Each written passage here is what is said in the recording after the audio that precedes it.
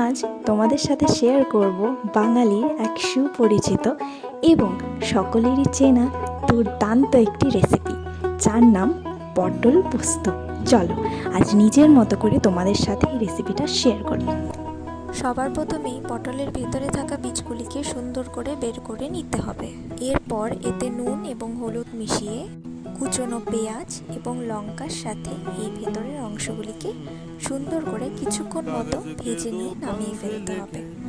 ভালো করে ভেজে নেওয়ার পর মিক্সার গ্রাইন্ডারে পেস্ট করে নিতে হবে। এরপর এই পেস্টগুলোকে সুন্দর করে পটলের ভেতরে পুর হিসাবে ভরে দিতে হবে। আবারও আমাদেরকে একটি নতুন পেস্ট বানানোর জন্য পোস্ত, পেঁয়াজ, লঙ্কা ইত্যাদি দিয়ে একটি পেস্ট বানিয়ে রেখে দিতে হবে। তারপর পটলগুলিকে আস্তে আস্তে ভেজে নিতে হবে। ভেজে রাখা পটলগুলিকে নামিয়ে নিয়ে আগের তৈরি করে রাখা পোস্ত